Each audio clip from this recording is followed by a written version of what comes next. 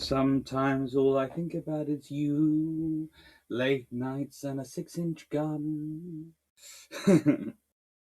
Hello, everyone. Right then.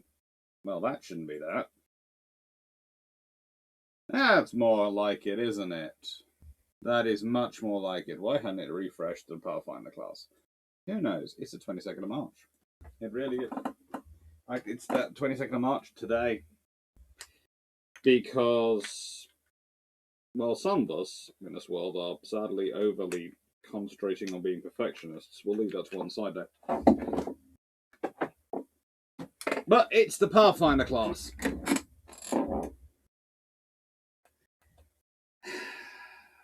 I've been through this story about the Royal Navy scout cruisers several times, but basically it comes down to this. The Royal Navy in the 1900s were the dope. They were the biggest, baddest, best game in town if you were a shipyard and you wanted to build for them. And so, unlike today, where we have, in many ways, defense contractors running the procurement and telling and saying this is how it's going to be sometimes, or sometimes saying yes to something which they know they can't actually deliver, shipyards in the 1900s would bend over backwards, spread every tentacle and every orifice to do whatever the Royal Navy wanted and to try and over-deliver it. And yes, that was graphic for a reason. There was one yard, though, which was a little bit special. Even in the 1900s, they were a little bit special. And they didn't have to go quite so all out to get the attention of the Royal Navy. Why? Because Vickers, the yards, were built on a reputation for being able to deliver volume in quantity at a reasonable quality when you need it. But the yard which built the Pathfinders, well, their reputation was for over-delivering quality. Really, really good quality. And if you wanted just one ship only, basically, you went with them. If you wanted more than one ship, but you needed all those ships to be really high quality, you went with them. And if they tendered an option for something, you didn't ask them how much it would cost. You asked them when it would be ready, and you gave them the check. Now, speaking of things which are checks going on, well, as I announced the other day, this has reached £3,600. Thank you. It's still accepting money until 6 hours after this goes live, which is midnight UK time, because this should go live at 6 o'clock. Thank you. I honestly don't know how to put this in words, but it is amazing, the generosity, and thank you so much. Even when it's over the limit, it still takes money. So if people are donating, please do, because, well, it's all going into the filming. It is literally all going onto the Canada trip. It is all going to cover the costs. It is all going to cover the cost of filming, those things. There are certain things I'm probably going to need to do. One of those is sorting out the various visa requirements to an extent. I'm using that as shorthand for all the paperwork, although none of them seem to actually be a visa, for going to Canada and, of course, crossing the border into America to look at Little Rock and the Sullivans, which will be a lot of fun. But our plan, very much so now, and for me and Drakius, we're sort of working out the details and timelines of it. We're going to definitely do Hyder together and Sackville together. But after that, we are probably going to split up and be doing things on our own in the North American continent, and mostly in Canada. But as I said, at least one day I'm going to be aiming to be in the Little Rock and Sullivans, and I think he's planning on the Battleship Texas, but I'm not 100% sure all his stuff. So that is going to be a lovely trip. I'm in talk with 3 different groups about doing some public lectures. So they'll be open to everyone. There'll be tickets advertised by them if they do it, and it'll be open for anyone who's who wants to come along. And we'll also try and organize a history dinner of basically if there's a nice restaurant. When I say nice restaurant, I mean somewhere that's nice in terms of good food, but not a really expensive restaurant. I'm talking a Saturday night treat kind of restaurant, not once in a lifetime bankruptcy restaurant. But no, preferably serving barbecue. Then we'll try and organize some sort of thing there, because both me and Drek are kind of carnivores when it comes to our food choices. When I say kind of carnivores, I mean I eat more vegetables than he does, and my limit of vegetables is about 5 different vegetables, which I'll never eat more than 2 of them a meal. Anyway, it's going to be a lot of fun, and I'm looking forward to meeting you all, meeting as many of you as I can while we're out there. So, the Pathfinders. They are scout cruisers. This one's called a light cruiser, but let's be honest, the Pathfinders are being developed by the Royal Navy as... How have I put this before, and how am I going to put this this time? I'm going to go with the same thing I've used before. So you build the torpedo boats, then you build the torpedo boat destroyers. Then someone builds a torpedo boat destroyer, and you need to build something to destroy those destroyers. So you build a torpedo boat destroyer.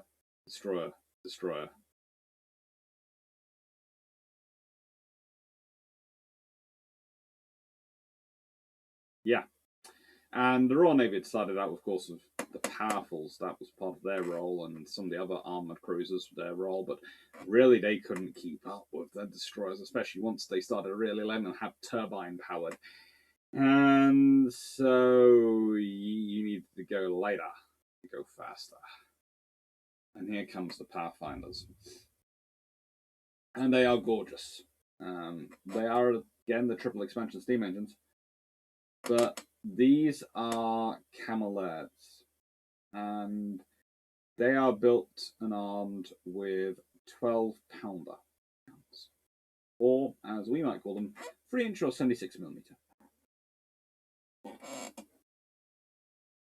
They have a lot on 10. They also carried some torpedo tubes, but not that many. Honestly, for its size, 2,987 tons.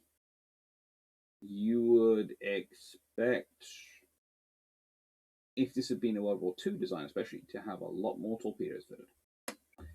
But there again, triple expansion engines. They're heavy for their power generation. Ultimate Admiral Dreadnoughts and Spring Shark will both tell you that one. Even if you don't know, I'm not a naval architect. They're built by Camel-Laird's. Yeah. Now you understand what I was talking about in terms of shipyard. Camel-Laird's. Now, they have a reputation which goes to this day, and it's not always been the same company, but that's the legacy of the workers on the site and their tradition of excellence and above and beyond quality deliverance.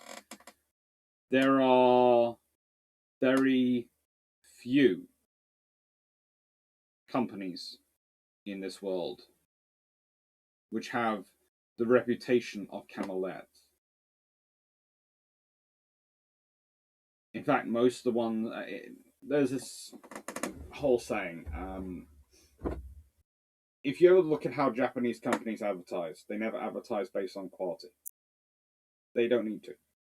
Because when you ask the public, if you ask the public about buying a Toyota or a Honda or a Subaru, yeah, quality is assumed.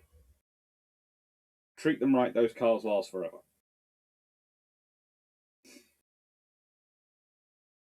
But other car manufacturers are always having to make a thing about their quality, reliability, this. But the Japanese don't. If you're thinking about a luxury car, which brand never has to tell you it's a luxury car? Rolls-Royce? No. Bentley? No. Word luxury doesn't really even feature. They don't need to tell you they're luxurious. They are luxury. Camel Airs are quality of the shipbuilding world. They will stress in their advertising that they're getting quicker at building things. They've got a larger site, they can take on more orders. They can deliver more faster, those sort of things. They never need to mention quality. Because their entire creation is about quality.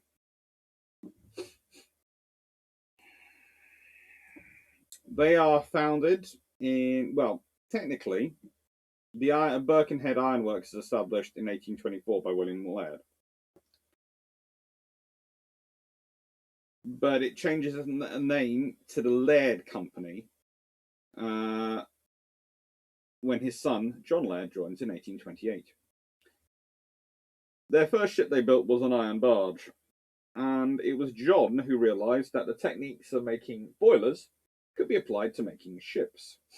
I.e., the very high quality work you do to make a boiler, because if you muck up with a boiler, you tend to find yourself with not a boiler but an explosion, can be applied to making a very high quality ship. In 1837, Johnson, Camel & Co. was founded by Charles Camel and Henry and Thomas Johnson. It was made, amongst other things, metal products, iron wheels, and rails for Britain's railways. In fact, Camel Laird's is going to have a long history of making trains. In fact, they make some of the first and some of the best equipment for many years for the London Underground. By 1855, Johnson, Camel & Co. was Charles Camel & Co. of Cyclops Steel and Ironworks. In 1860s, John Laird was joined in business by his three sons, his father having sort of retired and I don't think died by that point, renaming the company John Laird and Sons & Co. John would die in 1874, and his son continued the company as the Laird brothers. In the 1890s, the two companies started cooperating more and more. They both had a reputation for excellence and quality. Camel providing absolutely some of the best armour produced in the United Kingdom with the Sheffield stamp of quality, and Laird's building some of the best ships. They start to realise that they're going to get more orders from the Royal Navy if they hook up. And so in 1903, the businesses of Messrs. Camel and Laird merged to create a company at the forefront of shipbuilding.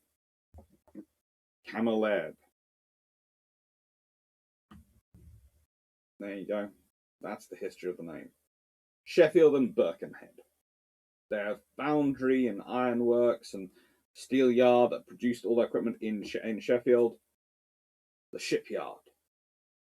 The roaring heart of industry in Birkenhead.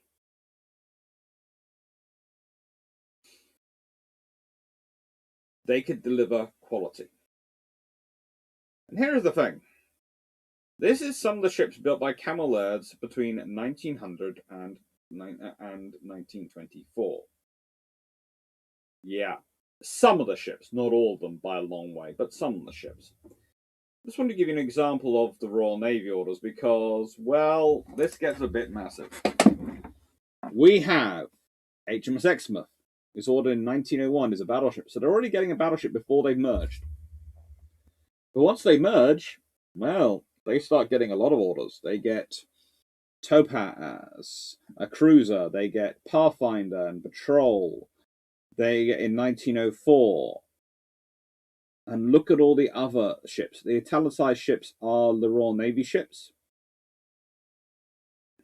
The underlined ones are anything which is a cruiser and above. And I have to admit, I've bolded HMAS Melbourne as well as HMS Pathfinder and Patrol because, well, I just wanted to pick out where HMAS Melbourne of 1912 comes from. might explain why that ship was quite so good. There is a lot of quality going on here, and by and out, you should have been considering them, the Royal Navy should have been considering them a new company, but they don't consider a new company because they've been working together since 1890. In fact, even before 1890, they have been working together on projects. And it had become a thing. The merger of the two companies was very sensible.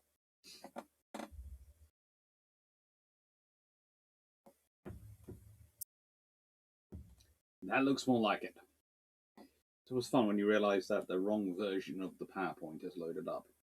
So, the vital statistics. Well, as I've said, they are 2,987 tons, or that is 2,940 long tons, which I'll be talking about in a second. They're otherwise quite average, really, it looks like. 112.8 meters long between their perpendiculars, 11.8 meters beam, 4.6 meters draft in deep load. Power came from 12 Laird Normand boilers. Yes, Lairds did not trust others to build their boilers, so they built them themselves. They're Normand style, but they're built by Laird. Driving two shafts via two triple expansion steam engines with 16,500 indicated horsepower for a top speed of 25 knots, or a range of 3,400 nautical miles at 10 knots. Complement was 289. Their armament was 10 quick-firing 12-pounder, 3-inch, 76mm, 1,800 weight guns in single mounts. Yes, that's 100 weight. I'll explain that in a second. 8 quick-firing 3-pounders guns in single mounts, and 2 18-inch torpedo tubes as a singly. Waterline belt, 2 inches. Deck, 0.625 to 1.5 inches, and I'm still not sure how they managed to do that and get the speed and all those things they did.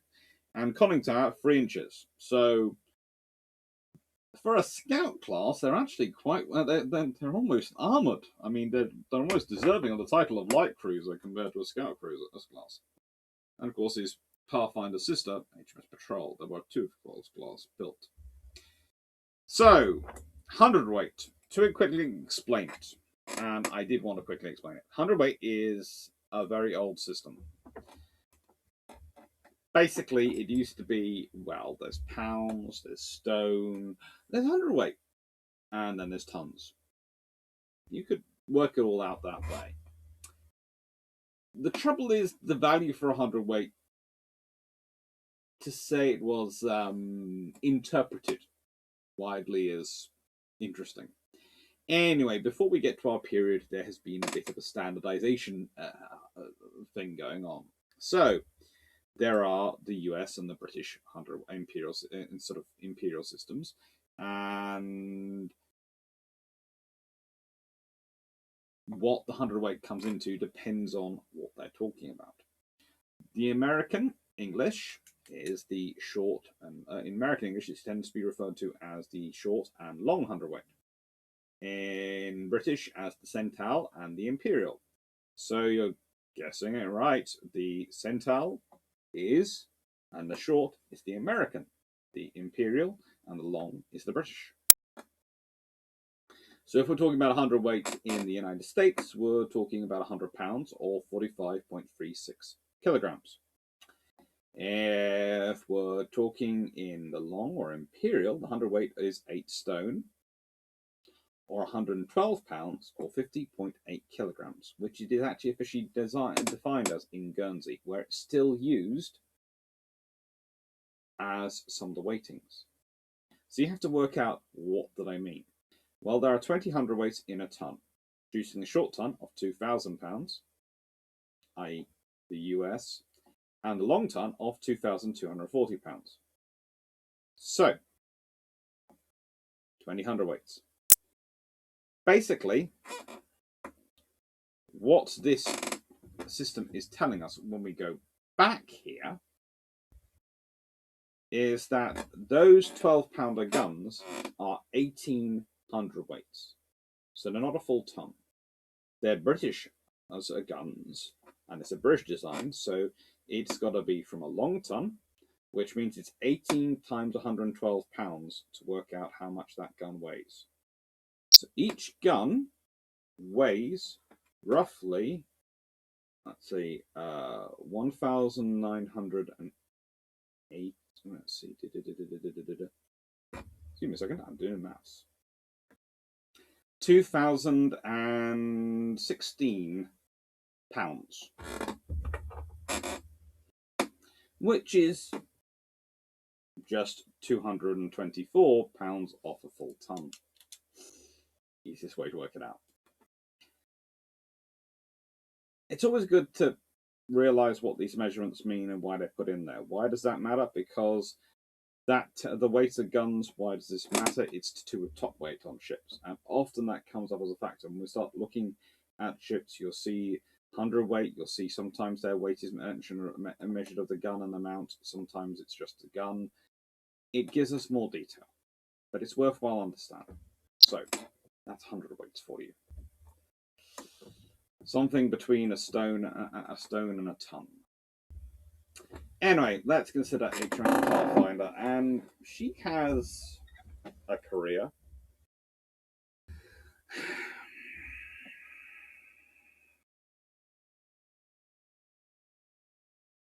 Now, the 3-pounder guns were eventually replaced with 6-pounder guns. And in between 1911 and 1912, they were rearmed with 9 4-inch guns. Pathfinder spent her career in the Atlantic Fleet, Channel Fleet, basically the home station, and eventually it's called the Home Fleet. Start of First World War, she's part of 8th Destroyer Flotilla based at Rosyth on the Firth and Forth, and commanded by Captain Francis Martin Peake. Now, she has an interesting time. However, she doesn't last that long in the war, because she is sunk off St. Abb's Head on the 5th of September 1914 by U-21 under the command of Captain Lieutenant Otto Hersing. The torpedo hit the magazine, and the ship was basically blown up and sunk within minutes. Everyone's gone. 259 of her crew dead. 40 survivors.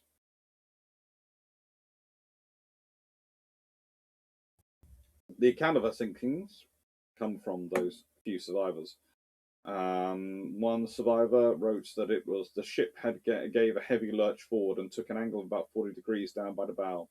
Water came swirling up the searchlight platform. The captain said, "Jump, you devils, jump!" The captain and his secretary remained on the ship with the ship until the very end, but somehow both survived. The explosion was seen from the shore, including by a writer, who recorded in a letter to their father, "I dare say Julian told you that we actually saw the Pathfinder explosion, a great white cloud with its foot in the sea. St. Abb's lifeboat came in with the most appalling accounts of the scene. There was not a piece of wood, they said, big enough to float a man, and over acres the sea was covered with fragments, human and otherwise. They brought back a sailor's cap with half a man's head inside it. The explosion must have been frightful. It is thought to be a German submarine that did it, or possibly a torpedo fired from one of the refitted German trawlers, which cruise all round painted with British port letters and flying the British flag." It was a German submarine, but interesting to note that the myths of trawlers were still going strong, even the beginning of 1914. What had happened was U-21 had managed to penetrate the Firth of Forth. He managed to get in as far as Carlingnose Battery beneath the Forth Bridge, but had to withdraw. At one point, the periscope was spotted, and actually the battery opened fire without success. So they know there's a submarine out there, but they don't have Aztec. They don't have any of the systems we associate with submarine hunting. I'm surprised if they thought there was a submarine out there, which obviously just they didn't. Even though they'd fired guns, they didn't send out the trawlers, because that was something they had. But they didn't have many trawlers in service at that point. They were still going through the process of activating them at this point in September.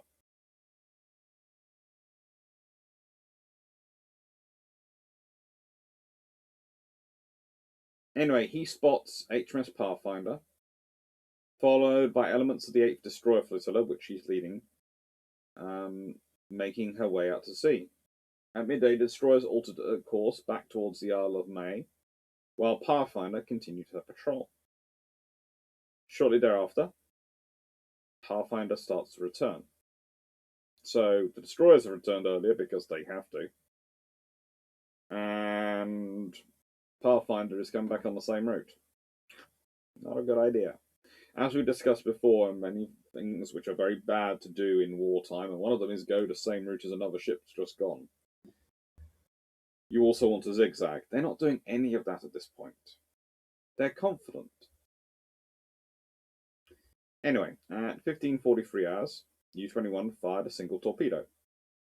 That was all the ways I did. It's fired a single torpedo. There we go. How many torpedoes were working?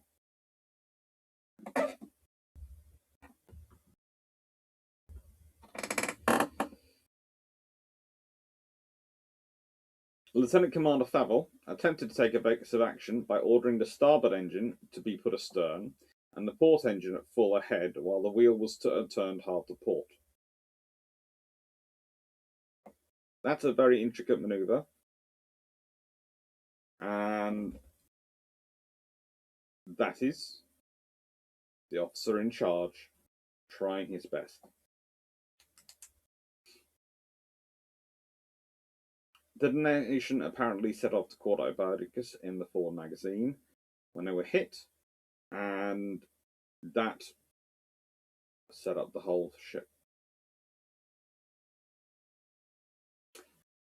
Usually this comes down to discussions with students and everyone else when talking about it, of what could they have done to save the ship. Well, spotting the torpedo earlier, considering the evasive action they were already taking, they spotted a torpedo earlier, they might have actually dodged it.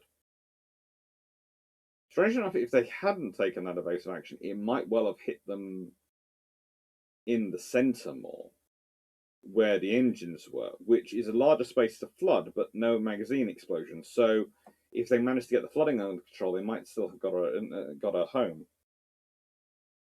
Damned if you do, damned if you don't. Honestly, I'd say saying that they could be made of could be turbine powered and more than 3,000 tons, so they could actually have some proper torpedo protection, would have been my sensible route. But you know, that's just me. And here is HMS Patrol. Now, Patrol has a slightly different career than her sister. It's quite good, it's different. She is also assigned to the Home Fleet and also assigned to Nor Command. She served a short spell as destroyer leader of 1st Destroyer Flotilla in 1909. Then moves to 3rd Destroyer Flotilla. Was fitted out at Chatham and put into reserve, looked after, and then rejoins the fleet. She's then put again in reserve in 1912, and she has the 4-inch guns added on. She's stationed at one point at Haulbowline between 1913 and 1914. She keeps going in and out of reserve. She's being stored up as if she's going in reserve for months and then is pulled out only a few weeks later. She then serves as the leader of 9th Destroyer Flotilla.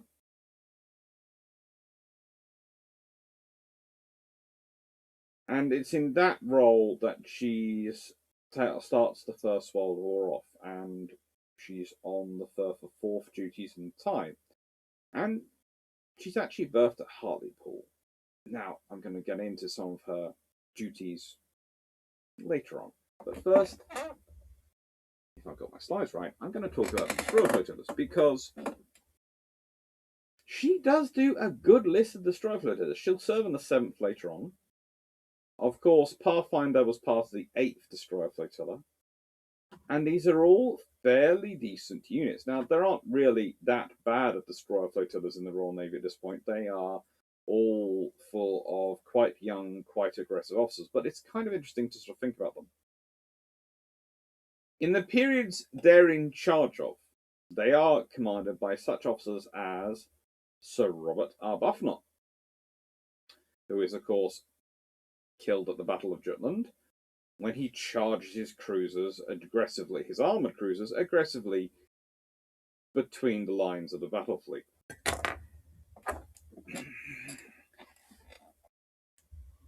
And honestly, it's got me thinking a few things when I look at this list of officers who were in charge of them.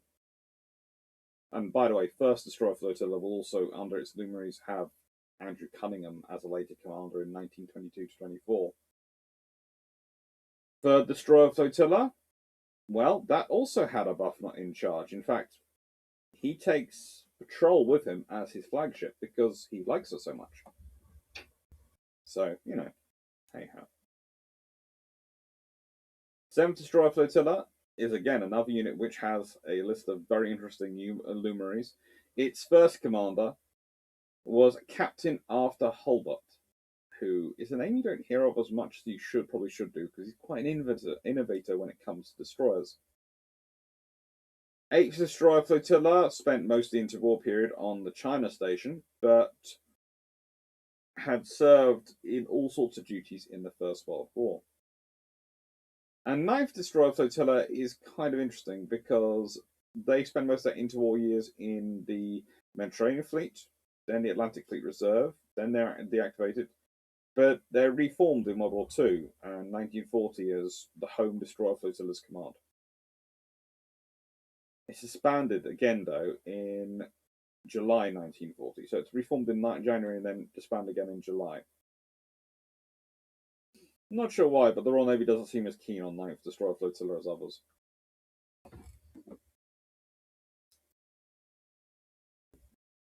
The point is, though, that these are programs which are often seeking out the Royal Navy's most aggressive officers. And I do wonder if perhaps the legacy of these destroyer flotillas and Arbuthnot and Jutland is one of the reasons why you get to, when you start to look at the periods of what's going on in the interwar year and sort of some training. And I've said before, the Royal Navy used their destroyers to inoculate their aggressive warfighting skills. They focus those people in their destroyers to keep them up and ready for war, so their cruisers can concentrate on doing the peace duties. They're very careful about how they handle the transition of destroyer officers to cruiser officers and when they go between the roles.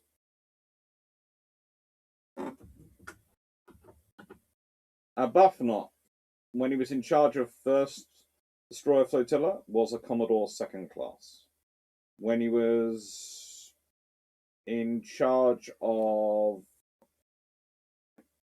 Third Destroyer Flotilla, was a Commodore.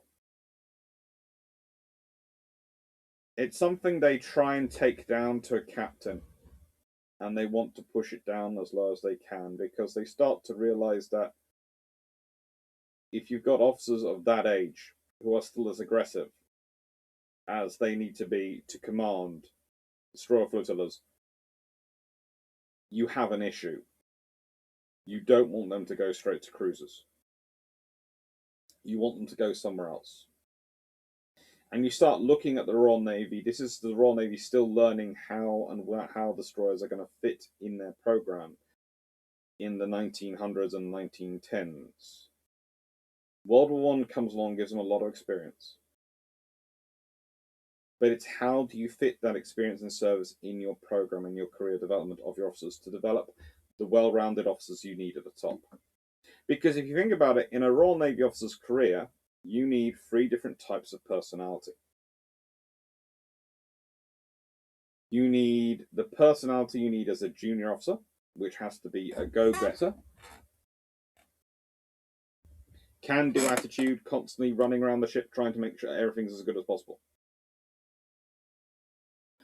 Commanding officer, captain, commander, you need to have a level of aggression in your leadership, so you're going to take the risks when you need to take the risks, but also a level of calculation so you know when to not take the risks.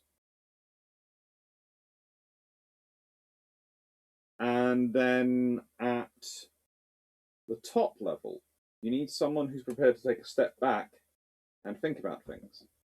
And if you think about it, it's almost problematic to get that generation of skills and capabilities going to go through, because your junior officer has to be very hands-on. Your captain has to be slightly less hands-on, but has to be aggressive and a leader. Your admiral almost has to be hands-off, listening to what's going on, making a decision, leading by example, but able to get out of the minutiae of running their ship. It's incredibly difficult to train something so that people come good with those different levels of skill, those sort of skill orientations at different points in their career. It requires a very special personality to do it well. Not everyone will.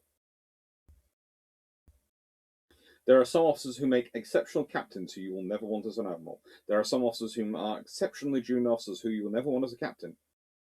There are some officers who would make exceptionally good admirals by their personality type and their inclinations, but who will just not hack it as a junior officer or a captain because they don't have the personality traits.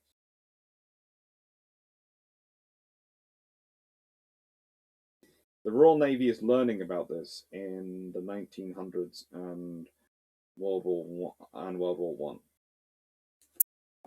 Why are they learning about it then? Why haven't they learned it before? Because if you think about it, the age of sail, things took place at such a slow pace. It forced people to contemplate. It forced people to have aggression and patience. You had to. You had to make the aggressive decision, but then you had to have the patience to live with that decision for hours, so you had time to think it through. That was the joy of the age of sail, and that's the legacy you have. World War One, suddenly things are sped up a huge, a dramatic amount, and you need to think it through, and you need the differences at levels, and this goes on and gets. It's to an extent the modern program we have of officer training today is thanks to the experience of the First World War. It's thanks to the experience of the Second World War and many years in between, but it can still get forgotten.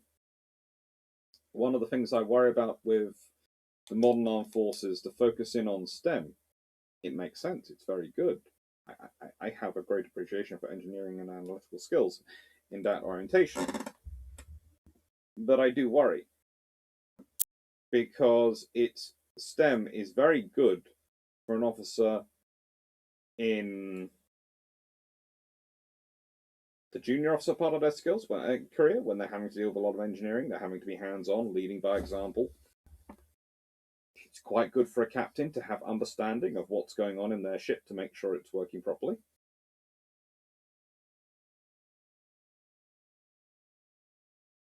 But an admiral needs not focused problem-solving skills. They need wider problem-solving skills.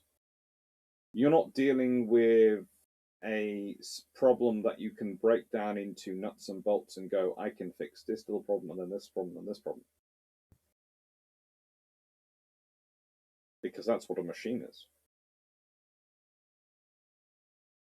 War and real life outside of engineering is not like that. You have a range of problems, and there are good and bad things of fixing those things in whatever order you pick. But the order is not going to be definable.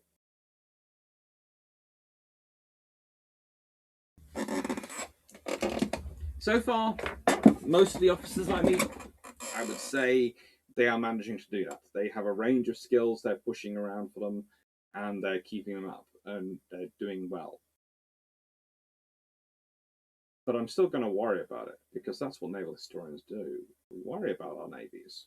That's what we don't get paid for. Anyway, the raid on Scarborough, Hartlepool, and Whitby. And this causes fun for poor HMS Patrol, because she's at Hartlepool. Okay? She, 9th Destroyer Flotilla, are charged of protecting the northeast coastline, and under the command of Captain Alan C. Bruce. She's berthed in Hartlepool with HMS Forward, another scout cruiser, of course, 4 destroyers from the 9th Flotilla, Doon, Waverley, Moy, and Test, and the submarine HMS C9. Hartlepool, unfortunately, is a tidal harbour. And at low tide, it's not difficult, as in practically impossible, for cruisers to get out to sea. So on the 16th of December, the destroyers put out to sea. This is 1914. At 0530 hours, and reported that the tide was incredibly low, whilst the swell outside the harbour was very high. Understandably,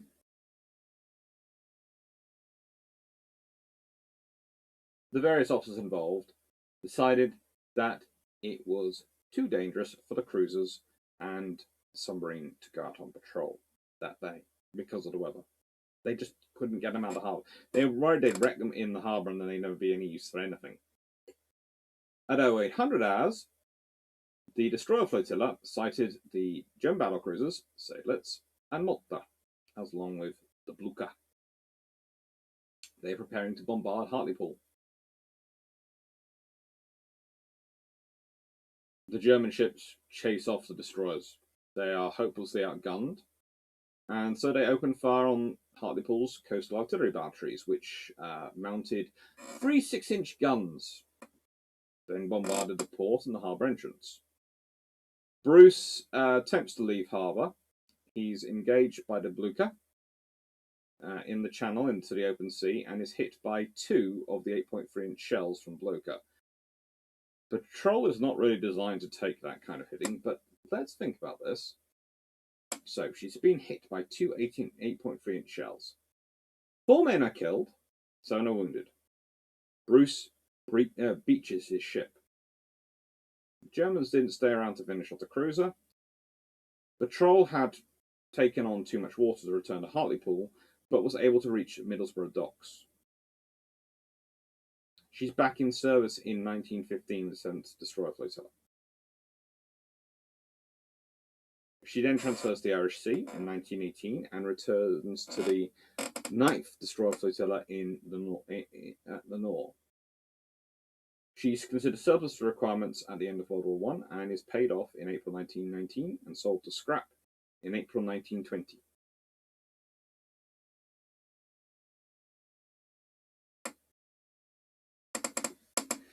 Usually when I bring up the raid of Scarborough, Hartlepool and Whitby, there are things which people like to say. One of them is, well, the Navy didn't stop it. Well, the Navy couldn't have stopped it. And the reason they couldn't have stopped it was because they didn't have the ships in place. They hadn't had the intelligence, they hadn't had the information they needed. They didn't manage to get there in time. But honestly, I would say one of the problems you've got is that there are these penny packets of warships being put around. And at no point should you have put cruisers in a harbour they can't get out of. That's not Bruce's.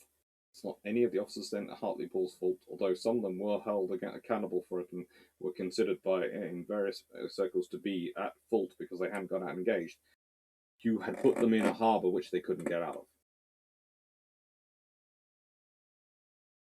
They should have probably been in Middlesbrough harbour. Middlesbrough would have probably been sensible if she could get there when she's deep and laden with water and get into facilities in Middlesbrough. That seems like a sensible place where the cruisers should be based. They should not have been in Hartlepool.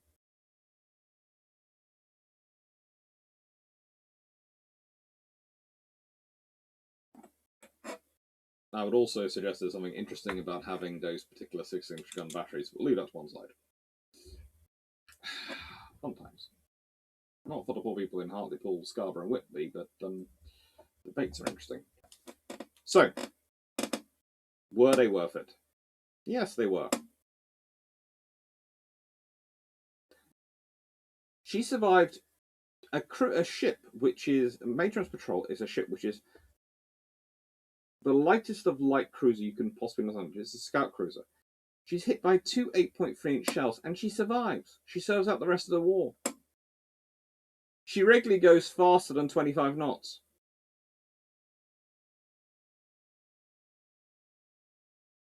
They were incredibly useful little ships.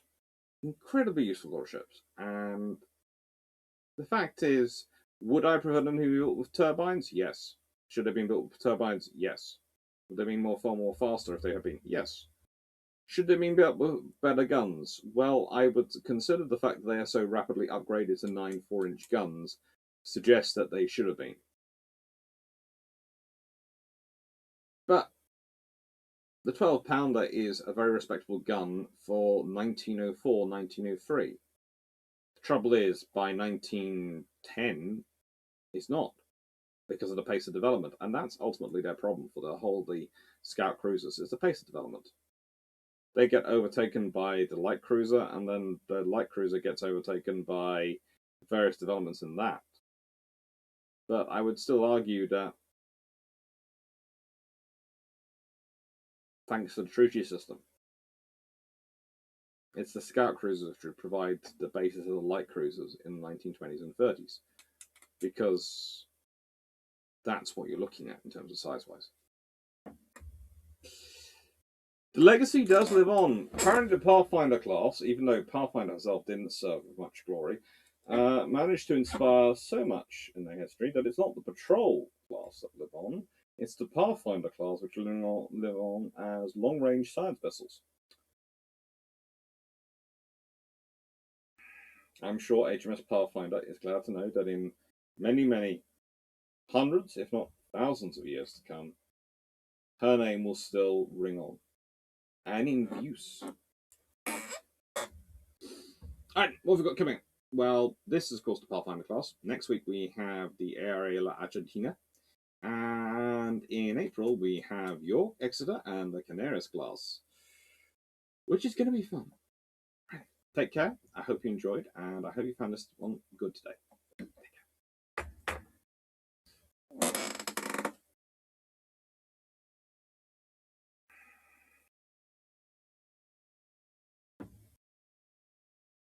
And as ever, thank you for all your support, and thank you for all your comments and likes and suggestions. They're always good ideas. Take care.